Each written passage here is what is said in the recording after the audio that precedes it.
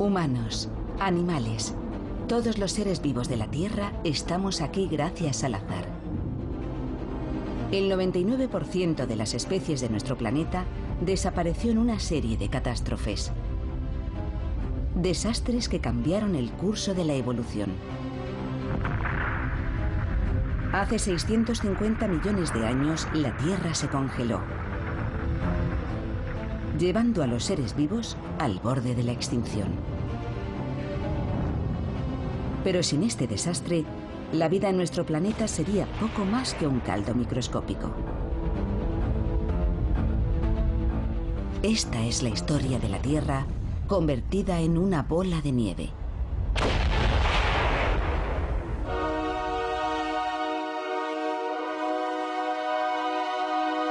Catástrofe. La bola de nieve.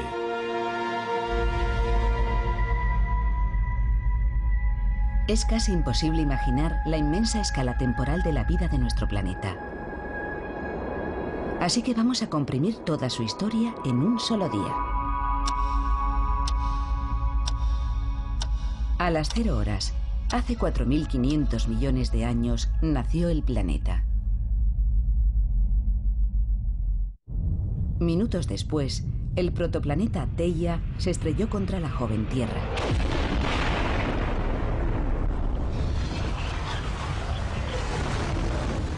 Y dio origen a la Luna.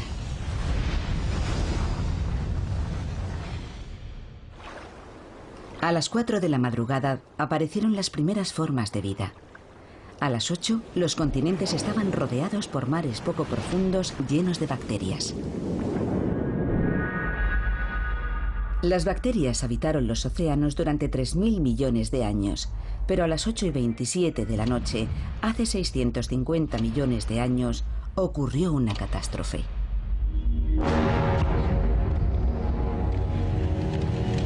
El planeta se congeló. Las temperaturas cayeron muy por debajo de los 0 grados. El hielo se extendió desde los polos hasta el ecuador. El planeta entero quedó atrapado en una gélida camisa de fuerza. La Tierra se había convertido en una bola de nieve. La vida, que aún daba sus primeros pasos, parecía condenada. La Tierra permaneció cubierta de hielo durante 25 millones de años. Algunos microorganismos sobrevivieron y dieron el mayor salto evolutivo de la historia del planeta. La catástrofe, que estuvo a punto de eliminar todo rastro de vida, dio un gigantesco impulso a la evolución, creando la vida que hoy conocemos y a nosotros mismos. Pero ¿cómo ocurrió exactamente y cómo hemos podido descubrirlo? Las antiguas capas de hielo hace mucho que desaparecieron, pero el rastro que dejaron tras de sí nos ha permitido descubrir valiosos detalles sobre aquella catastrófica glaciación.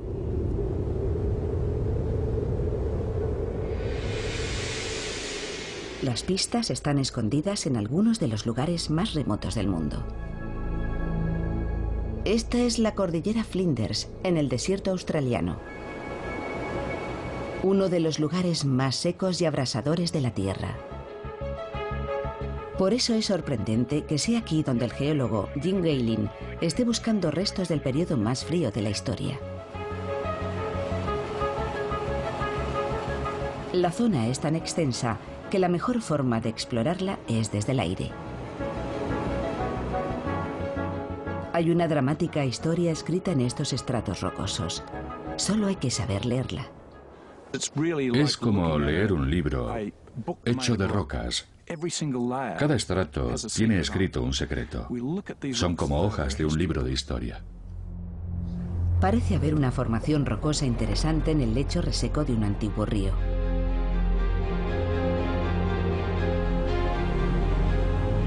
Es lo que Gaylin estaba buscando.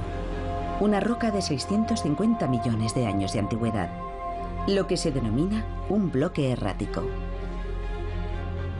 Un bloque errático es una roca extraña que no debería estar entre sedimentos de barro o arena, sino entre derrubios o helechos de rocas.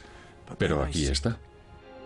Puede parecer una simple piedra, pero su presencia demuestra que este ardiente desierto estuvo cubierto de hielo. Esta roca no debería estar aquí. En un entorno compuesto de barro, arena y grava, en condiciones normales sería imposible. Algo transportó este bloque errático hasta aquí durante miles de kilómetros. Y solo hay una fuerza que pueda trasladar rocas como esta a grandes distancias: el hielo.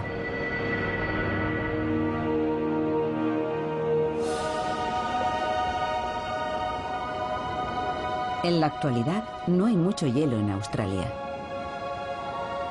Así que para investigar cómo pudo el hielo transportar rocas a través de medio mundo, el geólogo Shad O'Neill ha escalado las escarpadas paredes del glaciar Matanuska en Alaska. Esto es lo más cerca que podemos estar de nuestro distante pasado glacial. Y aunque es mucho más pequeño que los antiguos glaciares, su comportamiento es el mismo. Hemos venido a estudiar las rocas que el glaciar transporta hasta el valle. Y para eso, tenemos que bajar hasta allí.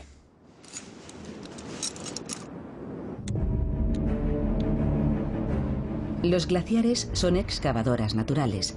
Destruyen todo lo que encuentran a su paso. Arrancan rocas en lo alto de las montañas y las empujan hasta los valles. Pueden transportar rocas del tamaño de un autobús durante muchos kilómetros. Los más largos tienen cientos, incluso miles de kilómetros, de modo que pueden trasladar piedras enormes a grandes distancias. Cuando el hielo se funde, deposita su cargamento en la base del glaciar. Este tiene cientos de metros de espesor y puede transportar miles de toneladas de rocas. Ha arrastrado todo esto desde las montañas. Cuando se deshiela, el paisaje que deja al descubierto parece arrasado por un equipo de excavadoras. Es el mismo proceso que transportó los bloques erráticos hasta la cordillera Flinders. Pero hay una importante diferencia. El glaciar Matanuska transporta las rocas unos 40 kilómetros. Los glaciares de hace 650 millones de años las transportaban miles de kilómetros. Aquí tenemos una roca que fue arrancada por el glaciar, transportada hasta el valle y depositada aquí. Es muy similar a las encontradas en Australia, donde había glaciares en el pasado. Los bloques erráticos de la cordillera Flinders demuestran que Australia estuvo cubierta de hielo, pero no prueban que todo el planeta estuviera congelado. Los continentes no han estado siempre donde están ahora. La superficie de la Tierra está en constante movimiento y no deja de empujar los continentes por todo el planeta. Pero ¿dónde estaban hace 650 millones de años? ¿Y dónde estaba Australia? Puede que estuviera más cerca del Polo Sur y que los bloques erráticos procedan de los glaciares antárticos. La respuesta a esta incógnita se encuentra en otro inhóspito desierto.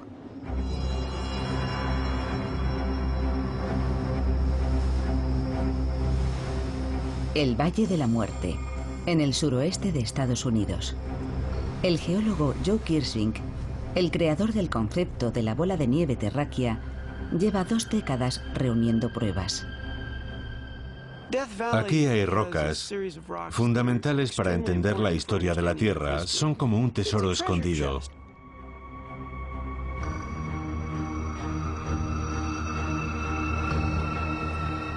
Este tampoco es un lugar donde uno esperaría encontrar rastros de hielo. Pero dispersos entre los sedimentos de un antiguo lecho marino, hay más bloques erráticos. Cada vez que vengo veo cosas nuevas. Hay grandes bloques erráticos, como ese de ahí. Todos proceden de las montañas. Este es uno de los mejores lugares del mundo para verlos. Los bloques descubiertos aquí por Kirsvink datan del mismo periodo que los hallados en Australia. Hace 650 millones de años, el Valle de la Muerte y el desierto australiano, dos de los lugares más calientes y secos del planeta, estaban cubiertos de hielo. Pero ¿dónde se encontraban realmente cuando tuvo lugar la gran glaciación? La respuesta está en las mismas rocas. Cada roca tiene una huella magnética única que permite determinar su punto de origen con gran exactitud. Para estudiar estas huellas, Kirschvink toma muestras del interior de las rocas en las que se encuentran los bloques erráticos. El campo magnético de la Tierra está formado por corrientes eléctricas que fluyen por su interior. Los patrones de ese campo nos permiten conocer la latitud en la que se formó la roca. Una vez determinada la latitud, los científicos pueden averiguar su lugar de procedencia. Cuando un glaciar depositó aquí estos bloques, el Valle de la Muerte estaba en el trópico. Pero la historia que cuentan las rocas del desierto australiano es aún más asombrosa. Un equipo que estudió esas rocas descubrió que su magnetismo era muy estable y pensaron, un momento, esto puede ser muy importante. La huella magnética descubierta revelaba que hace 650 millones de años, Australia estaba en un lugar completamente distinto del que ocupa hoy.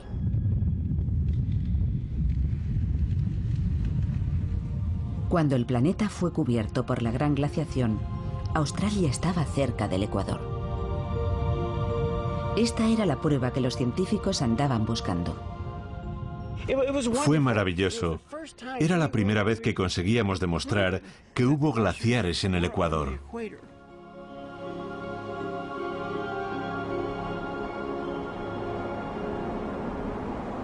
La existencia de masas de hielo en el Ecuador solo podía significar una cosa.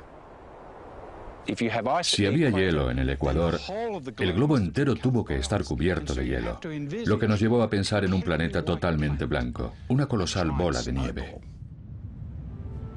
La Tierra había quedado encerrada bajo una corteza de hielo por la mayor glaciación de la historia. Todo el planeta debió tener el aspecto que tiene hoy la Antártida. Incluso el Valle de la Muerte, donde no hay nada, debió estar cubierto por varios cientos de metros de hielo.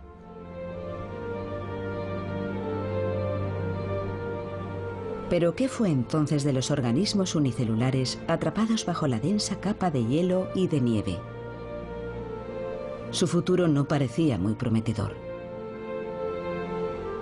Aquella fue la mayor glaciación de la historia de este planeta.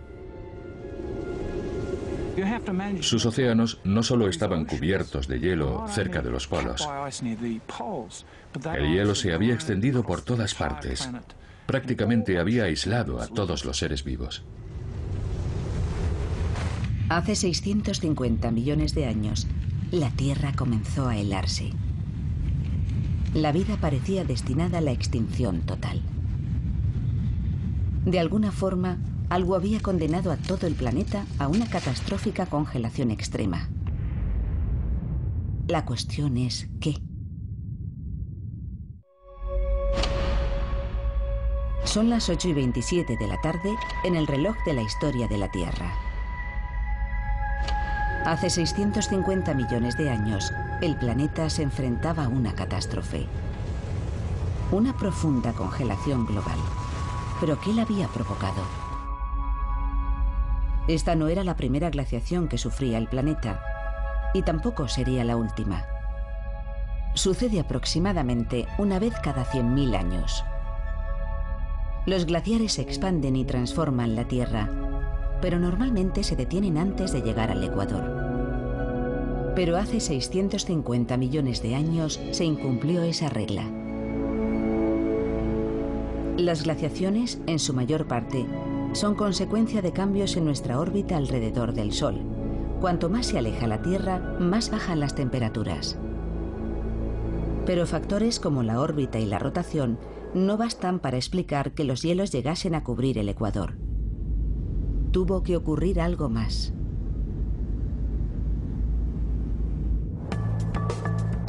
La culpable resultó ser nuestra atmósfera, concretamente los gases de efecto invernadero, como el dióxido de carbono.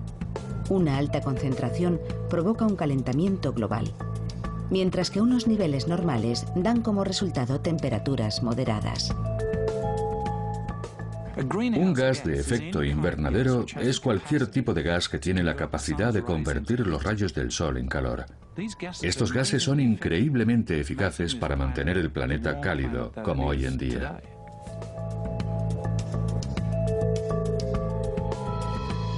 Pero es un equilibrio muy delicado. Si los niveles de CO2 suben o bajan demasiado, el clima entra en una espiral caótica.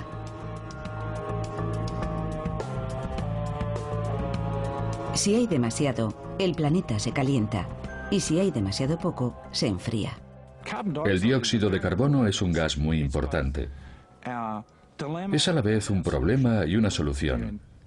Cuando está en proporciones demasiado altas, recalienta la Tierra, que es lo que hoy nos preocupa. Pero en la época anterior a la bola de nieve, el problema fue el contrario.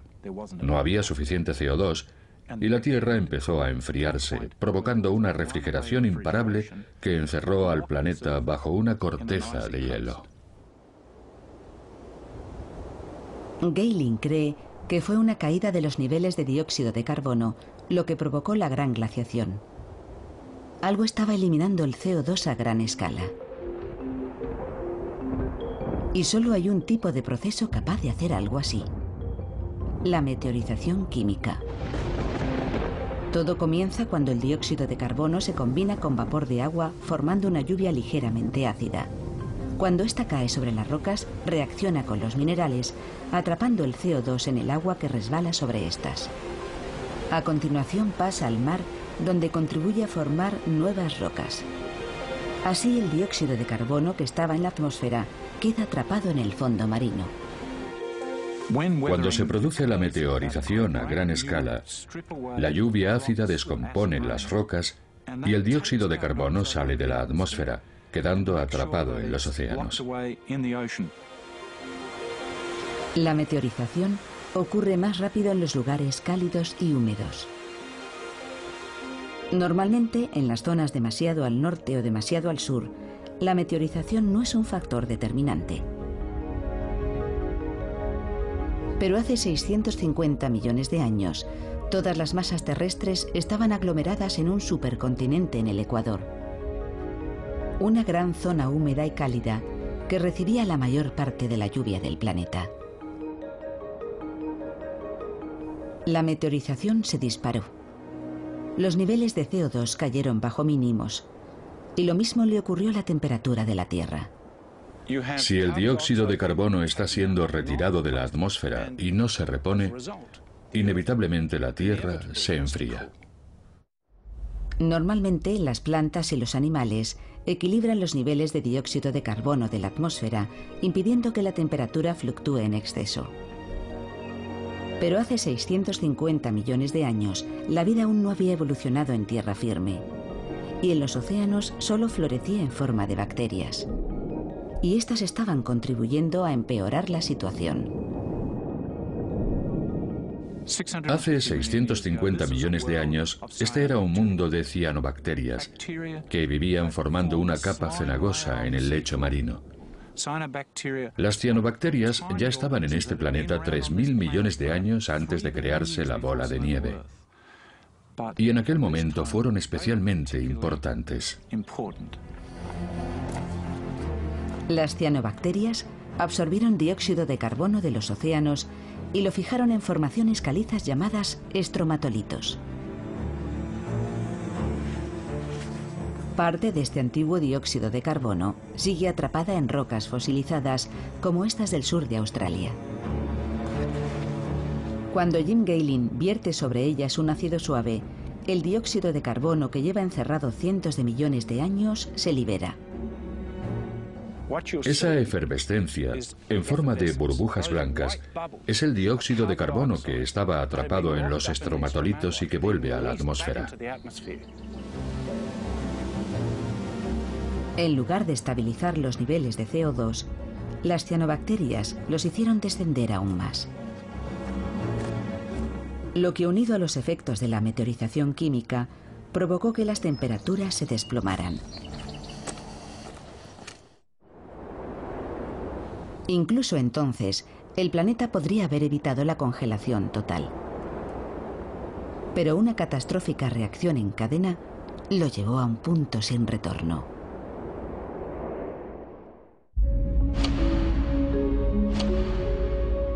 Son las 8:27 de la tarde en nuestro reloj terrestre. El planeta se está convirtiendo en una bola de nieve. Hace 650 millones de años. El hielo avanza desde los polos, como en todas las glaciaciones. Normalmente acaba deteniéndose, pero esta vez sigue su camino hacia el ecuador. Y al hacerlo, provoca una reacción en cadena que lleva las formas de vida primitivas al borde de la extinción.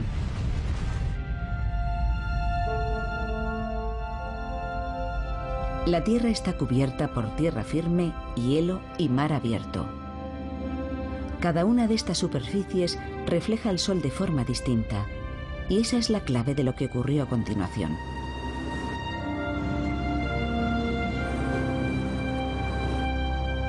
Estamos en el Ártico. El geofísico Don Perovich se dirige a la línea donde la banquisa, o hielo marino, se encuentra con el mar abierto. Esta zona, conocida como borde frontal, es uno de los mejores lugares para estudiar por qué la Tierra cayó en una catastrófica congelación total. Este es el lugar donde el hielo se encuentra con el océano abierto. Pero es mucho más que eso. En el borde es donde hay agua, donde hay luz, y por tanto es donde hay vida. Aquí vemos ballenas, focas y aves en el cielo. Es una zona increíble.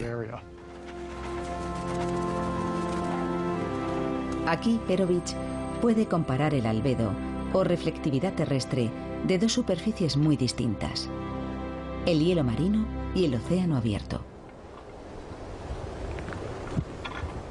Este sensor mide la luz del Sol que incide sobre la nieve y la cantidad que ésta refleja.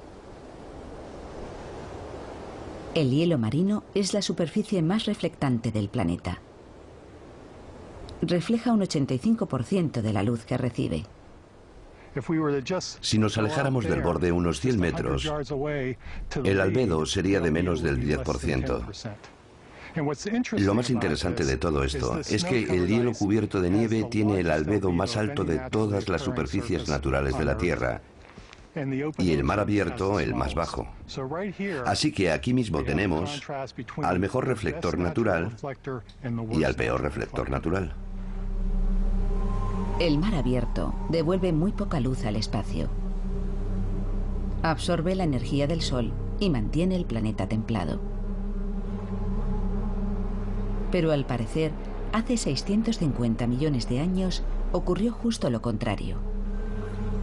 El mejor reflector de la Tierra, el hielo marino, fue sustituyendo al peor reflector, el agua del mar. El hielo siguió cubriendo los océanos, incapaces de absorber más calor, y la Tierra siguió enfriándose. Las nuevas placas de hielo reflejaron aún más la luz del Sol, lo que provocó un nuevo enfriamiento y más hielo. Se había alcanzado el punto sin retorno. Al formarse más hielo, el peor reflector fue sustituido por el mejor reflector. Todo se enfrió más y se hizo más hielo, con lo que se enfrió todavía más y se formó aún más hielo. Una congelación galopante que acabó convirtiendo el planeta en una bola de nieve. Nadie había contemplado esta idea hasta hace pocas décadas. Pero los científicos comenzaron a pensar en ella mientras estudiaban un tipo de desastre muy diferente.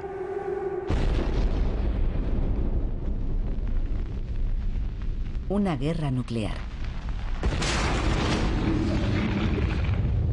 Durante la Guerra Fría, predijeron que una confrontación nuclear podría lanzar a la atmósfera humo y polvo suficiente para bloquear la luz del Sol y provocar una glaciación global.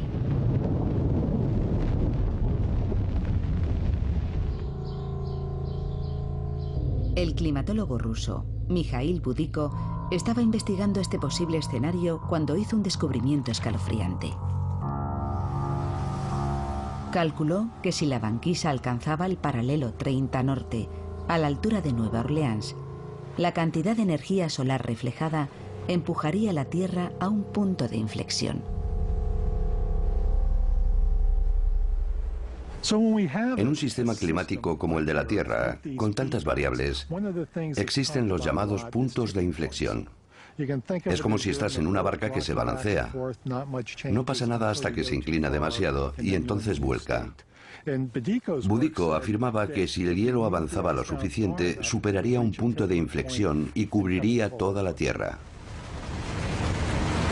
Los cálculos de Budiko indicaban que si el hielo alcanzaba ese punto de inflexión, el planeta no podría absorber el calor suficiente para frenarlo. La Tierra quedaría encerrada en una coraza helada. Y al parecer, hace 650 millones de años, fue exactamente eso lo que ocurrió. En lugar del mundo que tenemos hoy, debió ser algo similar a esto. Una gran extensión blanca de infinitos bloques de hielo totalmente cubierta de nieve. Es difícil imaginar el alcance del desastre que debió suponer la gran glaciación. Las dos masas de hielo se encontraron finalmente y cerraron sus heladas mandíbulas en el Ecuador. Parecía que nada podría sobrevivir en este desierto helado. Y sin embargo, la vida no solo superó el desastre, sino que floreció. Y dio el mayor salto evolutivo de nuestra historia.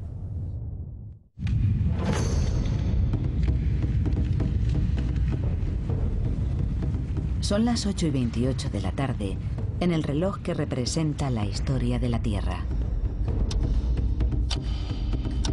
Profundamente enterrada bajo el hielo, la única forma de vida que había en el planeta afrontaba un duro dilema: adaptarse o morir. Tras 3.000 millones de años de evolución, las bacterias se enfrentaban a la extinción. Pero ¿qué sería de la vida si se repitiera hoy una glaciación similar? ¿Podríamos sobrevivir en esas condiciones? Al extenderse el hielo, todas nuestras reservas de agua potable se congelarían. Los cultivos y el ganado desaparecerían. Y la industria se detendría por completo. Ni siquiera las plantas nucleares podrían mantenerse operativas el tiempo suficiente. Muchos expertos piensan que la humanidad superaría una glaciación breve. Pero las probabilidades de sobrevivir a una glaciación total son prácticamente nulas. Si los humanos llegáramos a experimentar una glaciación total, no tendríamos forma de mantener el control. No habría medios para detenerla.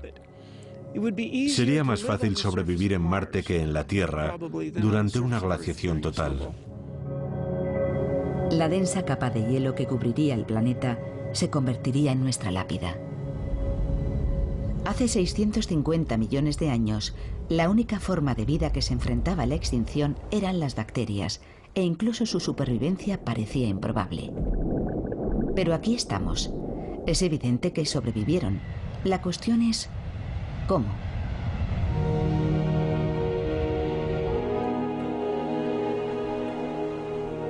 El deseo de averiguar cómo aquellos organismos simples mantuvieron viva la evolución ha traído a esta microbióloga solitaria al glaciar Whiteout, en el sur de Alaska.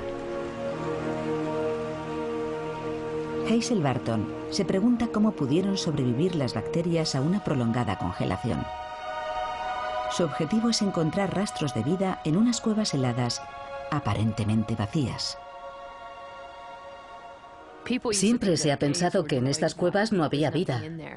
No había nada, pero están repletas de microorganismos.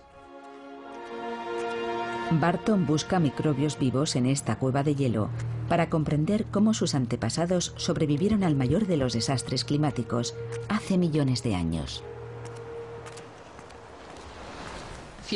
Ya en la entrada hay partículas de polvo alojadas en el hielo, lo que crea una superficie en la que pueden sobrevivir los microbios. Esta cueva se encuentra debajo del glaciar. En su interior la temperatura es de 4 grados bajo cero. Los organismos que viven en condiciones tan duras reciben el merecido nombre de extremófilos.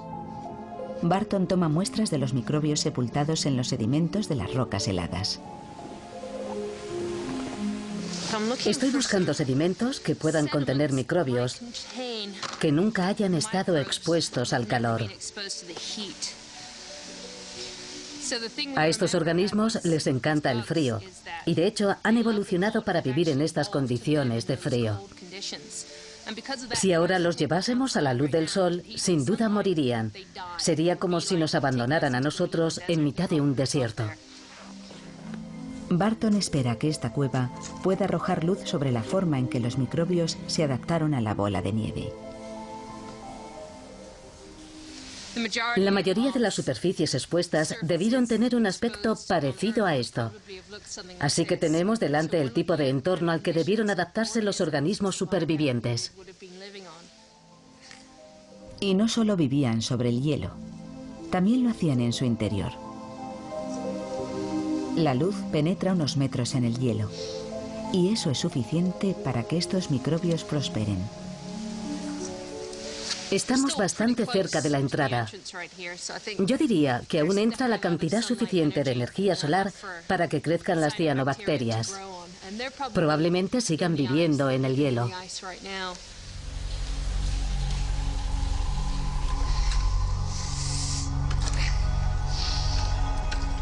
Cuanto más se adentra en la cueva, mayores son la oscuridad y el frío. Pero incluso aquí sigue habiendo vida. Esto parece una comunidad de cianobacterias. Son increíblemente resistentes y muy capaces de sobrevivir en las condiciones más duras que uno pueda imaginar. Durante la gran glaciación, el hielo llegó a tener miles de metros de espesor.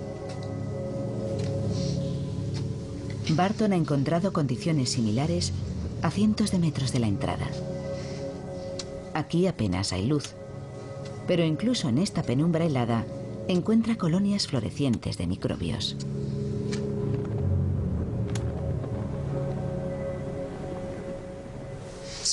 Estos microorganismos han tenido que adaptarse para obtener energía donde no llega la luz del sol y la extraen de la roca misma. De hecho, se comen la roca para obtener esa energía. Cuando salga al exterior, Hazel examinará las muestras con su microscopio de campo. Piensa que los antiguos microbios tenían una estructura similar a estas cianobacterias y que eran unos supervivientes natos. Estas cianobacterias han formado una comunidad en el hielo. Son unos organismos increíbles, muy adaptables y una de las formas de vida más antiguas del planeta. Pueden sobrevivir en condiciones extremas. Las cianobacterias han desarrollado asombrosos mecanismos de supervivencia. Si nuestras células se congelan, sus membranas se rompen. Y si se secan, mueren. Pero las cianobacterias han desarrollado una estructura celular que impide que se rompan, incluso en las condiciones más difíciles. Han cambiado la estructura de su ADN para que no sufra ningún daño. Si nuestro cuerpo se secara, nuestro ADN sería irrecuperable. Pero si le ocurre lo mismo a una cianobacteria, basta con añadir agua 100 años después y en pocas horas estará realizando la fotosíntesis. Y además de resistir la sequedad extrema, algunas pudieron resistir el hielo. Al quedar sepultados, casi todos los microbios perecieron. Pero los más resistentes sobrevivieron y con el tiempo evolucionaron hasta formar cepas que prosperaban en el frío y la oscuridad, convirtiéndose en los antepasados de todos los seres que viven hoy en la Tierra. Parece lógico pensar que estas catástrofes acabarían con todo rastro de vida, pero estos microorganismos han pasado por cosas similares durante miles de millones de años y han conseguido adaptarse y ocupar el espacio que otros dejaron. Estas investigaciones prueban que incluso en las condiciones más extremas, en el hielo y en la oscuridad, la vida siempre se abre camino. Si un objeto del tamaño de Marte se estrellara contra la Tierra, seguiría existiendo vida. Estas catástrofes simplemente abren un nuevo capítulo en el que una forma de vida distinta tomará el relevo. La única razón de que estemos aquí es que la vida se adaptó y sobrevivió. Pero para que pudiera avanzar y evolucionar, la Tierra tenía que deshelarse. ¿Pero qué podría haber fundido una coraza de hielo de 25 millones de años de antigüedad? La respuesta estaba oculta en lo más profundo de la Tierra y estaba a punto de abrirse camino hasta la superficie.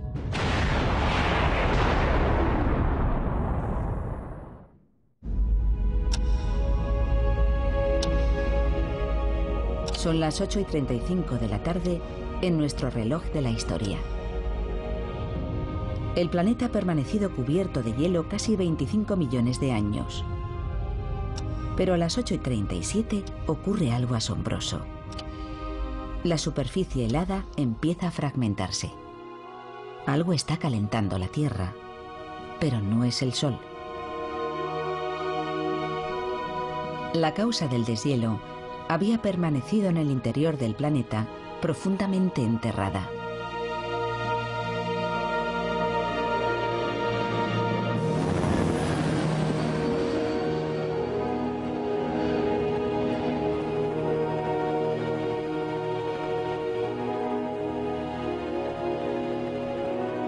Estamos en Alaska, en las Islas Aleutianas, una de las regiones con más volcanes del planeta.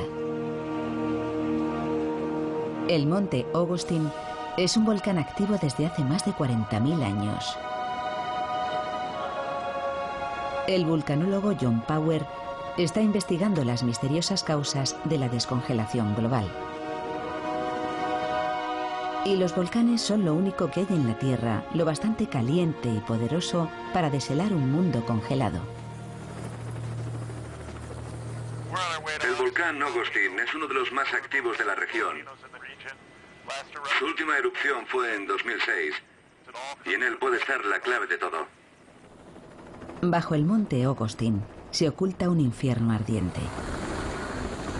Durante su última erupción, lanzó a la atmósfera 17.000 millones de toneladas de lava y cenizas. Expulsó tanto material que incluso vio incrementada su altura.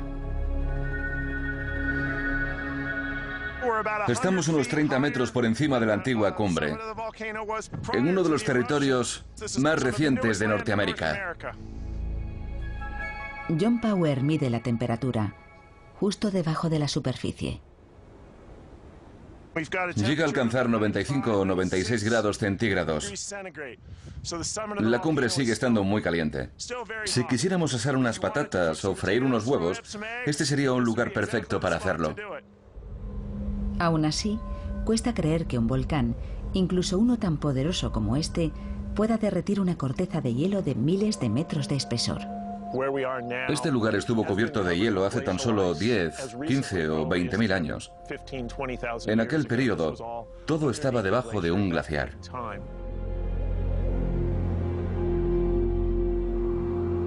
Cuando Power examinó las rocas volcánicas, descubrió pruebas de que hace 24.000 años una erupción atravesó la masa de hielo. No sería difícil para un volcán como el Augustine o cualquiera de sus vecinos hacer saltar una capa de hielo de varios kilómetros de espesor. Sabemos que es posible porque lo hemos visto. El volcán Grímsvötn en Islandia está cubierto por un glaciar, pero en 1996 se abrió paso hasta la superficie atravesando más de 800 metros de hielo. Los chorros de gases y cenizas hicieron un gigantesco agujero. El calor generado desencadenó un monstruoso deshielo que durante 5 horas provocó riadas de hasta 45.000 toneladas de agua por segundo. Pero a escala global, cuando todo el planeta estaba congelado, unos pocos agujeros no habrían tenido el menor efecto.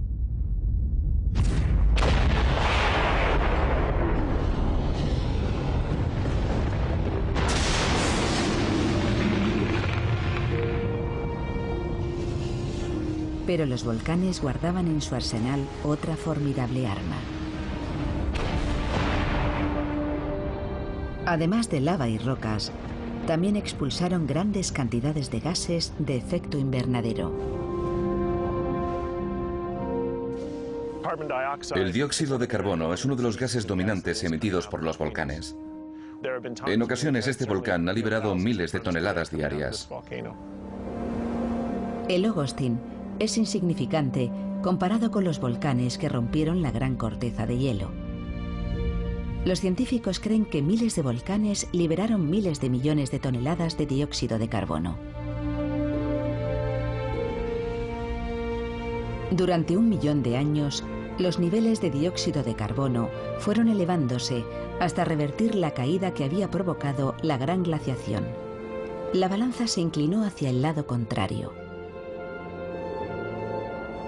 El dióxido de carbono se fue acumulando en la atmósfera hasta llegar a un punto de inflexión en el que se produjo el superdeshielo. Y ese fue el fin de la bola de nieve. La atmósfera rica en dióxido de carbono atrapó la luz del Sol, hizo subir las temperaturas y finalmente fundió el hielo. Después de 25 millones de años, la Tierra dejó de ser una bola de nieve.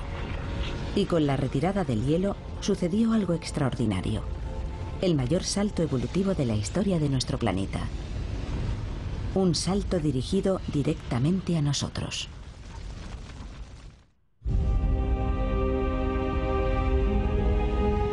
Los volcanes habían liberado a la Tierra de una profunda glaciación global. Sus erupciones expulsaron miles de billones de toneladas de dióxido de carbono a la atmósfera. El CO2 capturó el calor del Sol, calentó el planeta y fundió el hielo. La Tierra, por fin, había dejado de ser una bola de nieve. En los océanos, algunos organismos unicelulares habían sobrevivido a la prolongada congelación. Y ahora iban a ser la llave de un cambio extraordinario. 3 millones de años después del fin de la glaciación, el nuevo clima templado desencadenó una explosión evolutiva espectacular. Las bacterias unicelulares evolucionaron dando origen a seres multicelulares. Fueron los primeros organismos complejos y los antepasados de todos los animales, incluidos nosotros.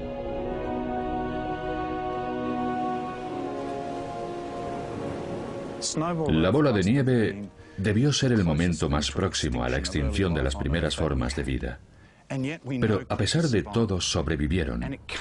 Y no puede ser una coincidencia que poco después de las últimas fases de esta gran glaciación global aparezcan los primeros seres de gran tamaño. Todo parece indicar que estas catástrofes medioambientales impulsaron las formas de vida que podían evolucionar hacia la creación de organismos multicelulares. La bola de nieve, lejos de ser una catástrofe para la vida, desencadenó una revolución, y la clave fue el oxígeno. Antes de la gran glaciación, el nivel de oxígeno era tan solo de un 1%, demasiado poco para mantener organismos complejos. Pero después del deshielo se disparó hasta un 21%. Este aumento pudo ser el resultado de cambios químicos durante la edad de hielo. Los rayos ultravioleta del Sol habían hecho reaccionar a las moléculas de agua del hielo, produciendo un compuesto químico llamado peróxido de hidrógeno o agua oxigenada, que permaneció fijado en el hielo hasta que éste empezó a fundirse. El peróxido de hidrógeno se descompuso, liberando grandes cantidades de oxígeno en el aire y los océanos. Y este espectacular aumento de los niveles de oxígeno fue lo que impulsó la evolución hacia los organismos multicelulares. Las grandes glaciaciones globales son los hitos de la evolución. No puede ser una coincidencia que la aparición de los animales fuera precedida por la mayor glaciación que ha experimentado la Tierra. Los primeros organismos multicelulares no eran más grandes que la cabeza de un alfiler. Estas diminutas criaturas son los fósiles multicelulares más antiguos del planeta, los primeros eslabones de una cadena evolutiva que finalmente llegaría hasta nosotros. A lo largo de millones de años, en una nueva atmósfera rica en oxígeno, aquellas criaturas se fueron volviendo más y más complejas. En Australia, Jim Galen estudia los fósiles de los seres que heredaron el planeta después del deshielo. Después de la bola de nieve, vemos una revolución en la historia de la vida. Por primera vez, podemos ver fósiles de criaturas grandes, criaturas que se ven a simple vista. Son los primeros animales de la Tierra.